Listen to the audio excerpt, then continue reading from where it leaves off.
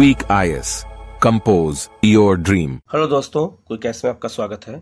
69 BPSC का जो paper है वो 30 सितंबर को है और हम लोग अब भौतिक विज्ञान फिजिक्स के संभावित क्वेश्चन देखेंगे जो परीक्षा में आ सकते हैं और ये हम चैप्टर वाइज एक एक जो है टॉपिक के उन क्वेश्चन की चर्चा करेंगे जो एग्जाम में संभावित हैं और वो एग्जाम में आ सकते हैं, क्योंकि साइंस के क्वेश्चन बीपीएससी में लगभग 30 क्वेश्चन हर बार इसमें आ रहे हैं। 3-4 साल से देखा जा रहा है कि 30 क्वेश्चन फिक्स कर दिया है बीपीएससी पूछता है, लेकिन कुछ ज़रूरी नहीं है कि 30 क्वेश्चन ही पूछेगा।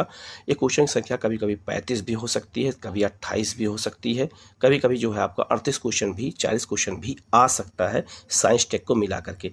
तो भौतिक विज्ञान से अगर क्वेश्चन देखा जाए तो कम से कम जो है 12 क्वेश्चन, कभी 10 क्वेश्चन फिजिक्स से होते हैं और फिजिक्स व्यवहारिक फिजिक्स से क्वेश्चन पूछे जाते हैं जो बिल्कुल व्यवहारिक होता है। ऐसे क्वेश्चन हम लाए हैं जो काफ़ी संभावित है और वो क्वेश्चन बार बार एग्जाम में पूछे भी जाते हैं। तो बिल्कुल मैराथन क्लास होगी हमारी फिजिक्स की और इसी तरह से हम लोग केमिस्ट्री और बायोलॉजी के हर टॉपिक के क्वेश्चन आपको जल्दी जल्दी प्रोवाइड कराते जाएंगे, जिससे आपके क्वेश्चन जो है एग्जाम में अगर आए तो सही हो जाए और आप लोग लगातार प्रैक्टिस करते रहिएगा। आप लोग चैनल को सब्सक्राइब कर लीजिएगा, बेल आइकन को प्रेस कर लीजिएगा और अगर किसी क्वेश्चन में कोई डाउट हो तो कमेंट करके आप पूछ लीजिएगा, उसका जवाब आपको दिया जाएगा। ठीक है, हम लोग शुरू करते हैं पहले क्वेश्चन की ओर। पहला क्वेश्चन है, एक खगोलीय इकाई संबंधित होती है। तो एक खगोलीय इकाई किससे संबंधित होती है? पहला ऑप्शन है सूर्य और पृथ्वी के बीच की दूरी से, दूसरा है चंद्रमा और पृथ्वी के बीच की दूरी से, तीसरा है सूर्य और चंद्रमा के बीच की दूरी से। इन तीनों ऑप्शन में से कौन सा ऑप्शन होगा? या फिर डी होगा या तो ई होगा। तो कौन सा ऑप्शन इसमें होगा? तो याद रखिएगा कि जो खगोलीय इकाई होती है वो हमेशा याद रखिएगा सूर्य और पृथ्वी के बीच की दूरी को ज्ञात करने के लिए ही खगोलीय इकाई का उपयोग किया जाता है। ठीक है, तो ये बहुत ही महत्वपूर्ण क्वेश्चन है, इसको अच्छे से याद रखिएगा। और ऐसे ही क्वेश्चन बार बार रिपीट होते हैं और ये क्वेश्चन व्यवहारिक क्वेश्चन होते हैं फिजिक्स के, जो अक्सर बीपीएससी में पूछे गए हैं और पूछे आगे भी जाएंगे। तो ये बहुत ही महत्वपूर्ण है, इसको याद रखिएगा। तो इसका आंसर हो जाएगा ए। दूसरा है ल्यूमेन किसका मात्रक होता है? तो ल्यूमेन जो है ये ज्योति फ्लक्स का मात्रक होता है, तो इसका आंसर हो जाएगा बी। ठीक है, फ्लक्स जो होता है इसका मात्रक कौन होता है? तो ल्यूमेन होता है। तो ऐसे क्वेश्चन बहुत एग्जाम में पूछे जाते हैं, मात्रक से जुड़े होकर एसआई मात्रक से जोड़ के पूछे जाते हैं क्वेश्चन। तो ऐसे क्वेश्चन गलत नहीं होने चाहिए, क्योंकि बहुत ही सरल क्वेश्चन माने जाते हैं फिजिक्स के। तो इसका आंसर हो जाएगा बी। नेक्स्ट है, हर्ट्ज क्या मापने की यूनिट होती है? तो इससे हम क्या मापते हैं? तो ये हम तरंगों की जो है आवृत्ति मापते हैं, फ्रीक्वेंसी को मापा जाता है वेव्स के।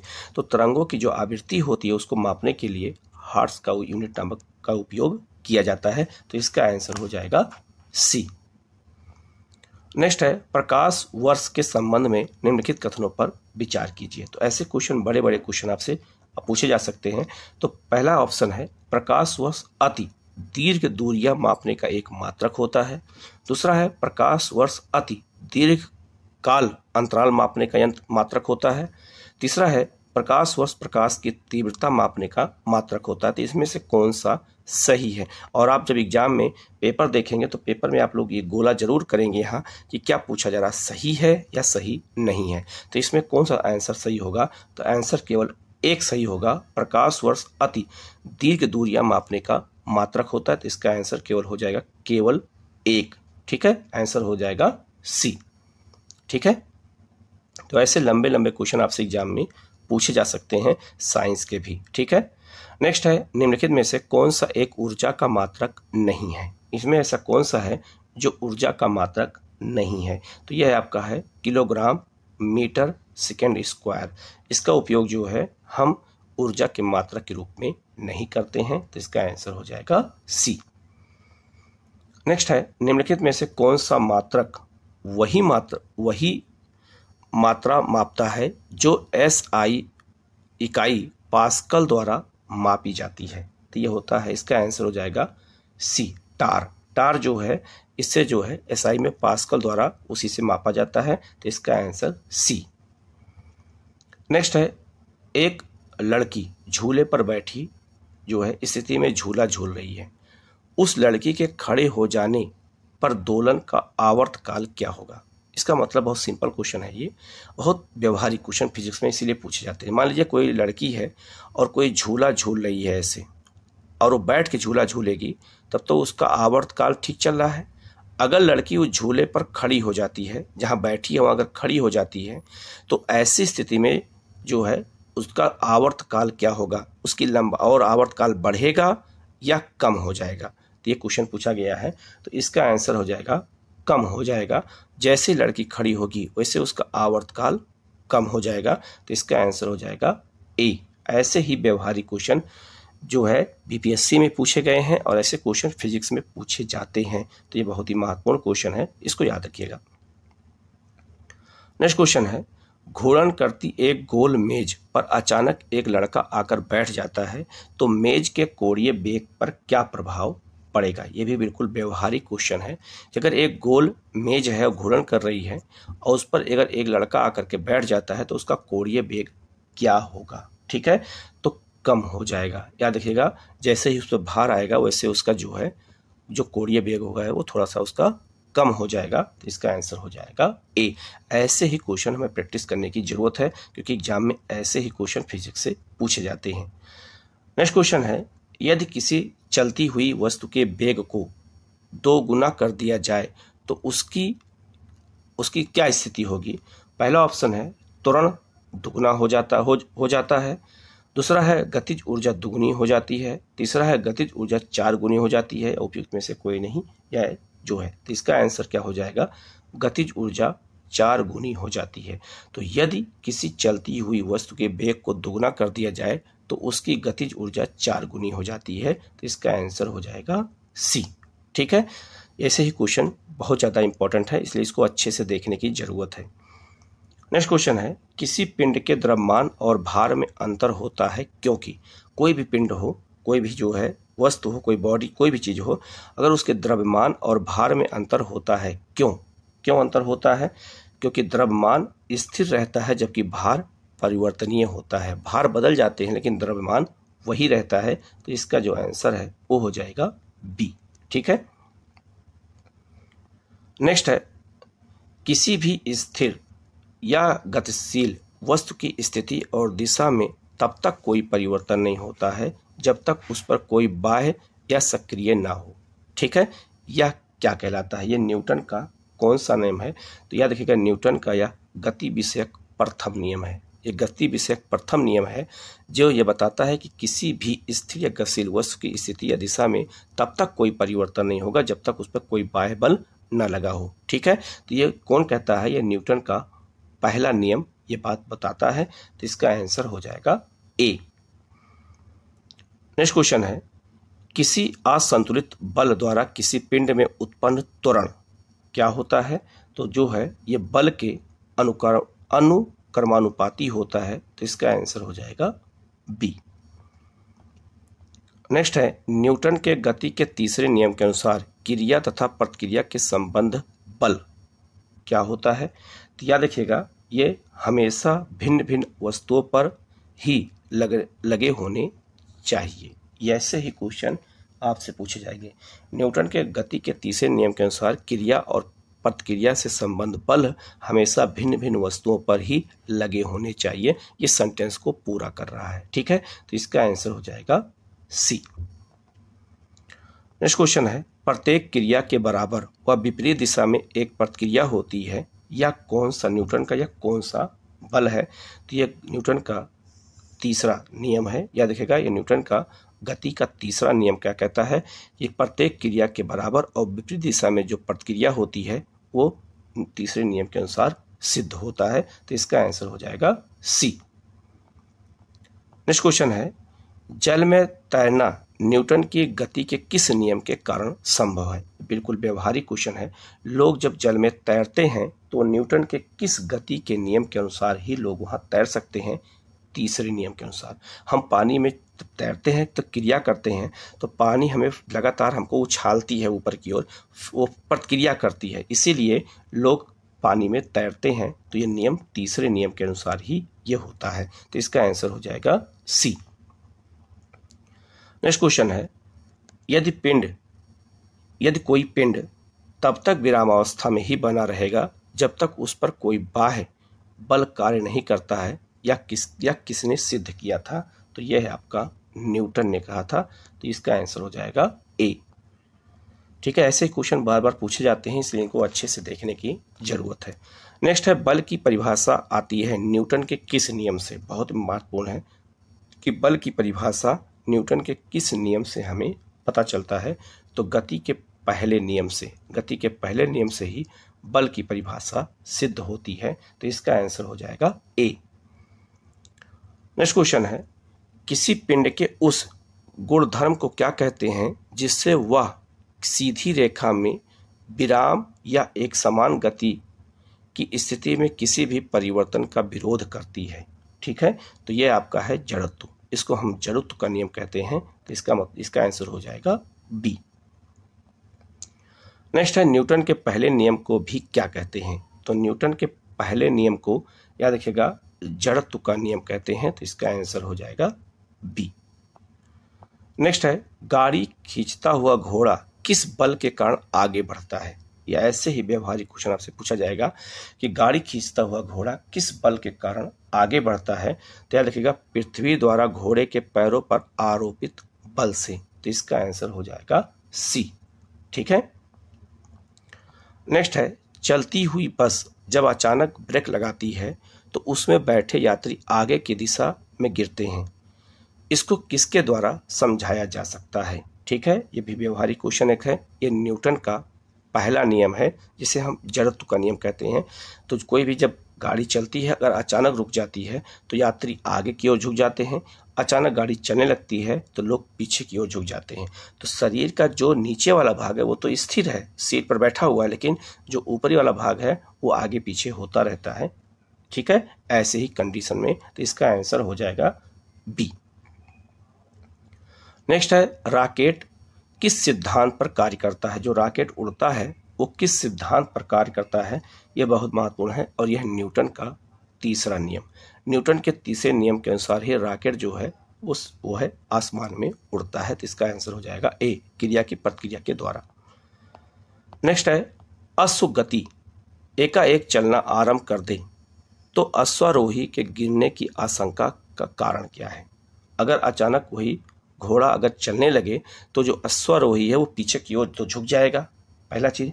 तो उससे गिरने का कारण क्या है, विराम जड़त्व, उसे हम विराम जड़त्व कहते हैं। तो इसका आंसर हो जाएगा सी।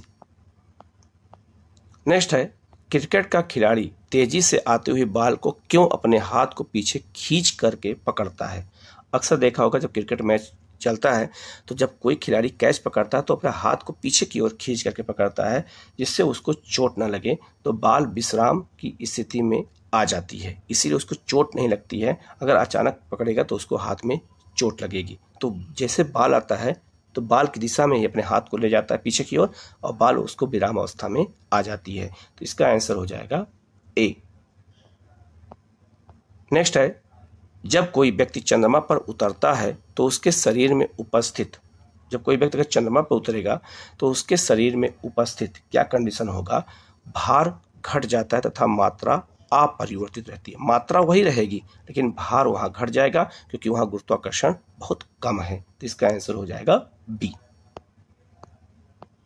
नेक्स्ट है यदि हम भूमध्य रेखा से ध्रुवों की ओर जाते हैं तो जी का मान क्या होगा।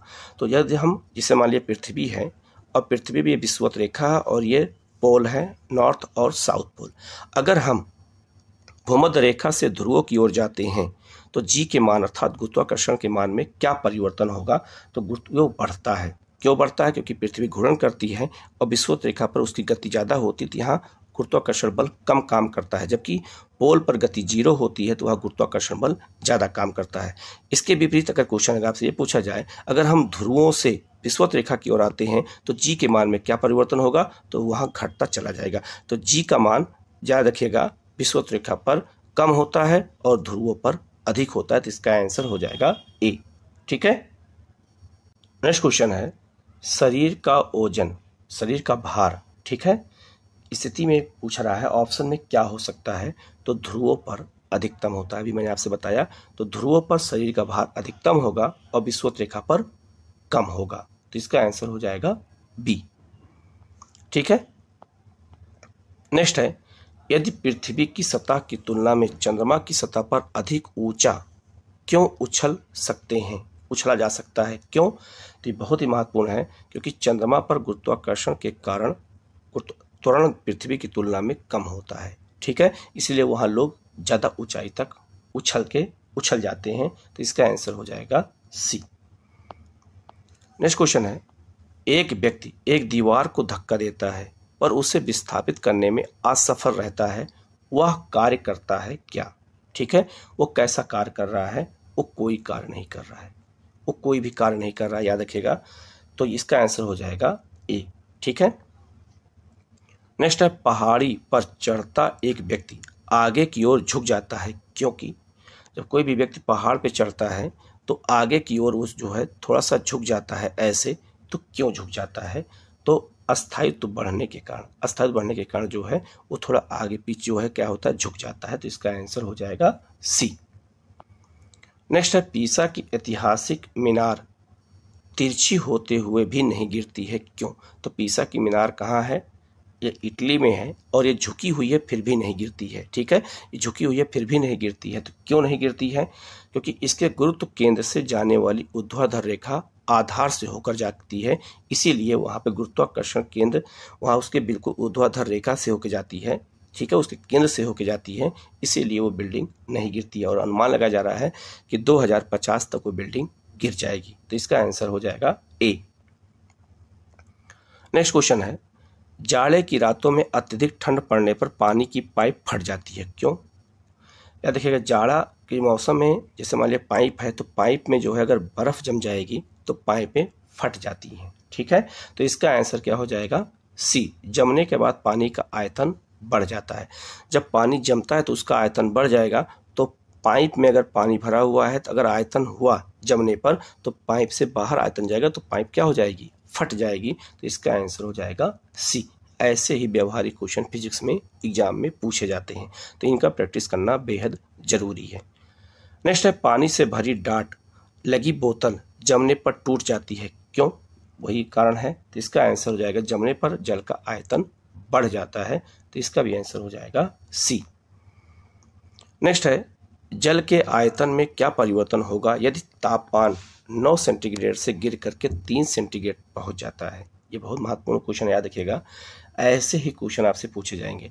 तो आप इसका जो आंसर है वो हो जाएगा सी। आयतन पहले घटेगा और बाद में बढ़ेगा।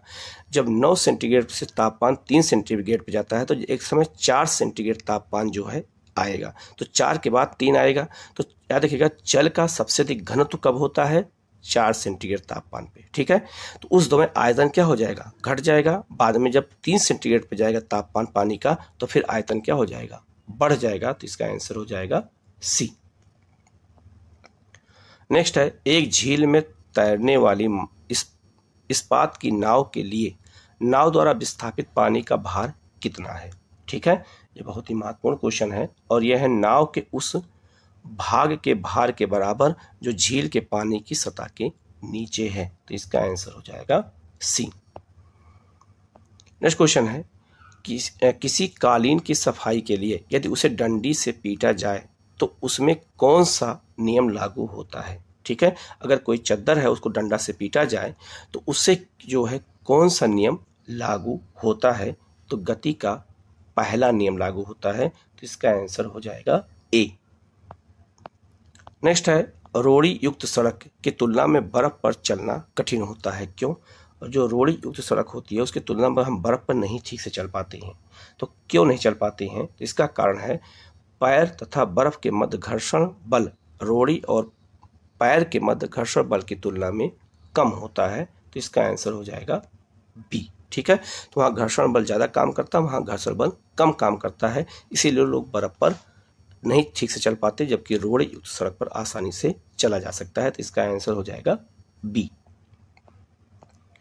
नेक्स्ट है, लकड़ी के बेलनाकार पात्र को खींचने की जगह लुढ़काना आसान होता है क्यों? मान लो कोई लकड़ी का बेलनाकार जो है उसको खींचने से अच्छा लुढ़काना क्यों आसान होता है? ये भी व्यवहारिक क्वेश्चन है, लोग गांव में ऐसा करते हैं। तो इसका आंसर हो जाएगा बी। क्या होगा? लुढ़कन अवस्था का घर्षण बल फिसलन अवस्था के घर्षण बल की तुलना में बहुत कम होता है, तो इसका आंसर हो जाएगा बी। नेक्स्ट क्वेश्चन है, जब एक ठोस पिंड को पानी में डुबाया जाता है तो उसके भार में ह्रास होता है, या ह्रास कितना होता है? ठीक है, कितना होता है, इसका जो आंसर है वो हो जाएगा, ये बहुत महत्वपूर्ण है, ए, विस्थापित पानी के भार के बराबर होता है। इसका आंसर हो जाएगा ए। नेक्स्ट है, बर्फ पानी में तैरती है परंतु अल्कोहल में डूब जाती है। जैसे मान लीजिए अगर एक पानी की बोतल है तो पानी का एक गिलास है तो उसमें बर्फ ऊपर तैरती है, लेकिन अल्कोहल जो होता है, जो लोग शराब पीते हैं, उसमें अगर हम बर्फ डालते हैं तो बर्फ पानी के नीचे आ जाती है, उसमें अल्कोहल के नीचे आ जाती है, तली में आ जाती है। क्यों? तो बर्फ पानी से हल्की होती है और अल्कोहल से भारी होती है, तो इसका आंसर हो जाएगा सी। ठीक है। नेक्स्ट है, स्टील की गोली पारे में तैरती है क्योंकि स्टील गोली पारे पर अगर वो तैरती है तो क्यों तैरती है? तो पारे का घनत्व स्टील की अपेक्षा अधिक होता है, इसीलिए वो तैरती है, तो इसका आंसर हो जाएगा बी। नेक्स्ट है, किस तापमान पर जल का घनत्व अधिकतम होता है? तो तापमान जो है, जल का घनत्व सबसे अधिक किस तापमान पर होता है? 4 सेंटीग्रेड पर होता है, जो मैंने आपसे ऊपर बताया था, तो इसका आंसर हो जाएगा सी। नेक्स्ट क्वेश्चन है, तैराक को नदी के मुकाबले समुद्री पानी में तैरना आसान क्यों होता है, क्यों लगता है? कोई अगर व्यक्ति नदी में तैरेगा और समुद्र में तैरेगा तो नदी में जल्दी डूब जाएगा, लेकिन समुद्र में नहीं डूबेगा, और वहाँ तैरना भी आसान होता है। तो क्यों होता है? बहुत ही महत्वपूर्ण क्वेश्चन है। समुद्री पानी का घनत्व साधारण पानी से ज़्यादा होता है, क्योंकि समुद्री पानी में नमक होता है तो उसकी डेंसिटी ज़्यादा होती है, तो वहाँ लोग डूब नहीं सकते हैं। लेकिन साधारण पानी में डेंसिटी नहीं कम होती है तो वहाँ लोग डूब जाएंगे। ठीक है, तो इसका जो आंसर है सी। ऐसे ही व्यवहारिक क्वेश्चन आपसे पूछे जाएंगे एग्जाम में। नेक्स्ट है, बादल किस कारण से वायुमंडल में तैरते हैं? तो जो बादल वायुमंडल में तैरते हैं, ये जो है आप इस मैप के थ्रू भी समझ सकते हैं। तो बादल वायुमंडल में इसलिए तैरते हैं, ये बहुत ही महत्वपूर्ण क्वेश्चन है, व्यवहारिक है, इसका आंसर है बी, निम्न घनत्व के कारण। बादल निम्न घनत्व के कारण ही आसमान में जो है तैरते हमें नजर आते हैं वायुमंडल में, तो इसका आंसर हो जाएगा बी। ठीक है। नेक्स्ट क्वेश्चन है, समुद्र में पलवन करते आइसबर्ग का कितना भाग समुद्र की सतह के ऊपर होता है? ठीक है, तो अगर कोई बर्फ पानी में समुद्र में डूब रही है तो कितना भाग नीचे होगा और कितना भाग ऊपर होगा? तो जो ऊपर वाला भाग होगा वो कितना होगा, ये बहुत ही महत्वपूर्ण क्वेश्चन है। तो कितना भाग समुद्र की सतह के ऊपर होगा, तो इसका आंसर हो जाएगा बी, 1/10 होगा, तो इसका आंसर हो जाएगा बी। नेक्स्ट क्वेश्चन है, ये भी बहुत व्यवहारिक क्वेश्चन है, बांध के नीचे की दीवार मोटी बनाई जाती है क्यों? कोई जब डैम बना जाता है नदी पर तो उसकी दीवार नीचे ज़्यादा मोटी बनाई जाती है, ऐसा क्यों? बहुत व्यवहारिक क्वेश्चन है। गहराई बढ़ने के साथ द्रव का दाब बढ़ता है, जब गहराई बढ़ेगी तो जो डैम होता है उसके अंदर पानी का दाब बढ़ता जाएगा, और जब दाब बढ़ेगा तो उससे क्या हो सकता है, डैम की दीवार टूट सकती है। इसीलिए डैम की दीवार को नीचे क्या बनाते हैं, काफी मोटा बनाते हैं, तो इसका आंसर हो जाएगा ए। नेक्स्ट है, बर्फ पर स्केटिंग करना प्रदर्शित करता है कि दाब बढ़ने पर बर्फ का गलनांक, अगर दाब बढ़ जाता है तो बर्फ गलेगी या नहीं गलेगी? तो घट जाता है, याद रखिएगा घट जाता है, तो इसका आंसर हो जाएगा बी। ठीक है। नेक्स्ट क्वेश्चन है, चौराहों पर पानी के फुहारे में गेंद नाचती रहती है क्योंकि? चौराहों पर अक्सर देखा होगा पानी के फुहारे लगे होते हैं, तो पानी के फुहारे में गेंद नाचती रहती है क्यों? तो पानी का वेग अधिक होने से दाब घट जाता है, तो इसका आंसर हो जाएगा ए। ठीक है, ऐसे ही व्यवहारिक क्वेश्चन आपसे एग्जाम में पूछे जा सकते हैं। नेक्स्ट क्वेश्चन है, भारी हिमखंड, हिमखंड मतलब बर्फ का क्षेत्र, कोई बड़ा सा बर्फ का क्षेत्र हो, जैसे आप मैप के समझ मैप में देख सकते हैं, तो उसका शीर्ष की अपेक्षा निचले तल से पिघलता है क्यों? ठीक है, बर्फ का जो बड़ा सा अगर कोई समुद्र में है तो ऊपर वाला भाग कम गलता है, नीचे वाला भाग ज़्यादा गलने लगता है, क्यों ऐसा? तो इसका आंसर हो जाएगा बी, निचले तल का दाब अधिक होने के कारण गहना घट जाता है, तो इसका आंसर हो जाएगा बी। ठीक है। नेक्स्ट है, दलदल में फंसे व्यक्ति को लेट जाने की सलाह दी जाती है, क्यों? अगर कोई व्यक्ति दलदल में फंसा हुआ है तो उसको कहते हैं लेट करके निकलने की सलाह दी जाती है, ऐसा क्यों?